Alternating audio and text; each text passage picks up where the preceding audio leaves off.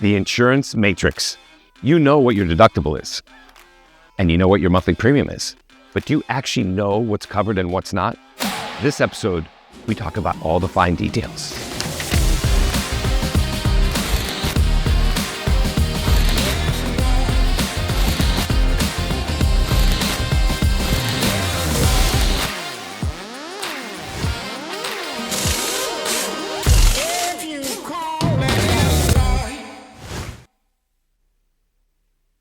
Where does it begin? Where does it end? Oh, the matrix of insurance. How do you really know what insurance is, what it covers, and how it works? Let's begin simply. You know how much you're paying. You know what your deductible is. At least you should know. Then you get into an accident, and all of a sudden, lawyers are involved. And now you're surprised when the insurance says, we're only going to pay you this much. Or, sorry, the person in your car that got injured, we're only covering this much. The unfortunate part is that nowadays, everybody wants to sell. Nobody wants to educate. So your insurance agent is really your agent. You need to make your agent work for you. That's their job. But I know a lot of them are done online. It's a click away, through an app. You pay, and it's over. But the real live human, open and honest dialogue of being educated, being told this is how it works, is what's missing. So make your insurance agent work for you. Call and say, all right, I'm married with 2 children and a dog, and I own this vehicle, and I have this many cars. I want to make sure that if I get into an accident, what does each individual in the car get paid? Do I have medical coverage? Or is it just bodily injury? There's a difference. Medical coverage is if you get hurt and you're in the hospital and you're staying there for a month, that's medical coverage. If you're injured and you go in and out as an outpatient, that's injury coverage. There's a difference. If you don't know or weren't told, most of us have that unfortunate, we chase the bottom line. How much per month? That's all. I can't afford more than this. And that's fine. There's nothing wrong with that. We all have a budget. But be real to yourself, because you don't want to be in a court being sued because you took a misstep or didn't understand how the coverage works. I'll give you a prime example. This one hurts a lot and a lot of people don't know. Let's assume you have an SUV or a truck and you're pulling a trailer or a boat and you know you have full coverage. Fine. Now you get into an accident, but here's what happens. The trailer or the boat separates. It disappears from your vehicle. And it swerves off the side of the road, hits 1 or 2 or 3 other vehicles, causes injury or, God forbid, fatality. You say to yourself, oh my God, I feel so bad this happened. Fine. But don't worry, I have coverage. Wrong. Because it got disconnected from your car, it is now a separate entity. It is not covered. So everybody that it gave fatality or accident to, that boat or trailer, is not covered. Guess what? You're getting sued. So make sure that you have an agent that tells you, hey, John, Fred, Frank, do you have a boat? Are you pulling? Yes, I am. Good. Then let's make sure you have a coverage that says that whether it's connected or not, part of your registration, part of your vehicle, it was connected, now it's separated, is covered. That's a huge difference that a lot of people don't know. And that would be a bad position to be put in, to be able to get sued because of something that you assume. An assumption is the biggest of all mistakes. So make sure that you understand what's covered, what's not. Second, when you are calling your insurance agent to say, I want coverage, make sure that you understand what the policy dollar amount means. Oh, each individual, the driver, 2 passengers, 3 passengers, it's like Subway. Extra onion, no tomatoes. You can choose what you want. I only want 3 people covered in my car. I only want 2 people covered in my car, or I want as many people in the car as I want covered. 30,000, 35,000, medical included, fatality included. These are the fine little things that are going to come into play when it comes to value and peace of mind. If you have a family and you're driving every day 12 to 15,000 miles a year, you're at risk because you're in the elements of the highways, the freeways, doing 65, 75 trips, stop and go, to and from, dropping the kids off to school, karate, piano lessons. All of this It's a 3,000 to 6,000 pound vehicle that is dangerous. It is a tool. It is not a piece of jewelry.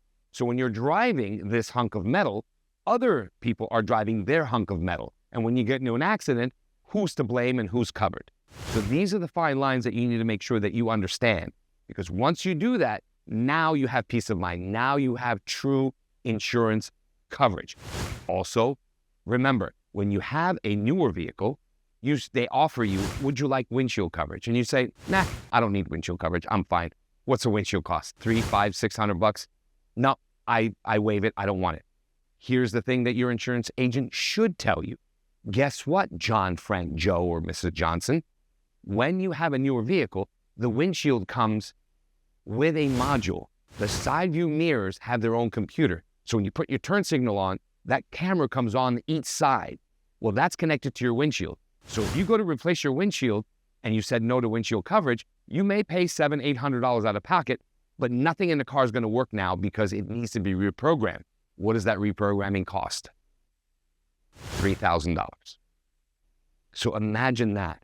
So for a lousy, and it is, I say lousy, it may not fit your budget, but in the long term, a lousy $25, $28 a month will save you thousands of dollars, because you could have 3 to 4 windshields crack on the highways and freeways, but every time it does, it's covered, you pay your deductible, and that $3,000 calibration is done with zero money out of your pocket.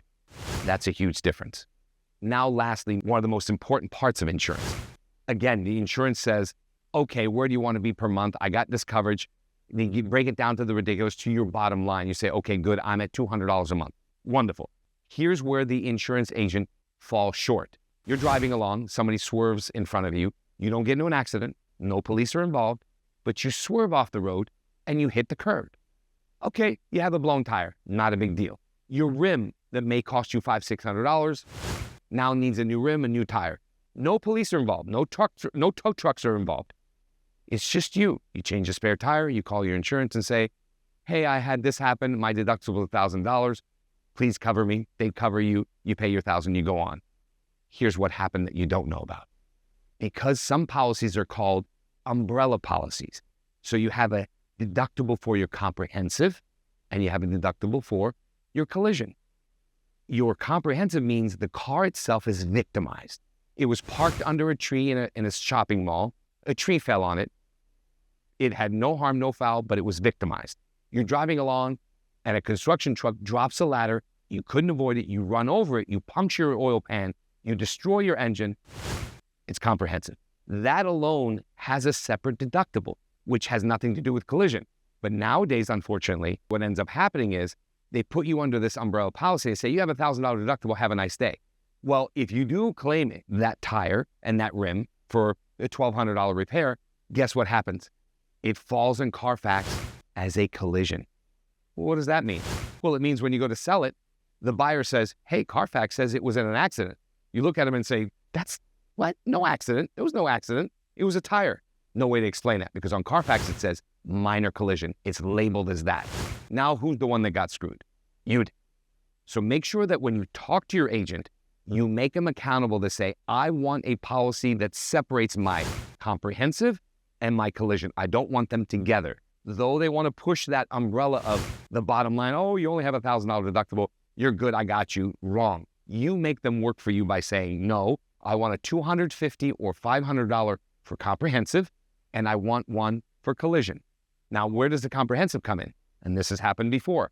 I have a client who accidentally put diesel in their car. True story, it happened. But her claim was, well, it was green, and I thought it was on sale like Kmart Blue Light Special. It took me 45 minutes to fill it up. Well, of course it did. It spilled everywhere. It didn't work, but she drove off, and all of a sudden there was $8,000 in damages. She was older. Can't really blame her. She didn't understand. Insurance company said, it falls under comprehensive. Yes, it's your fault, but we got you. So they paid $7,900, and she paid her $250 deductible, and it was covered. Another client of mine was backing up and accidentally hit the side of their house, crushed the door, $3,000 worth of damage they did themselves. Comprehensive. What's the blessing in disguise in this is, because it was a separate policy, it didn't go on Carfax as a collision. It just was covered under comprehensive. So make sure you audit and find out from your insurance agent what the specifics are. So when you go to bed and you tell people, I have full coverage, you truly are having full coverage that you can put your head down on your pillow and fall asleep with peace of mind. Until the next.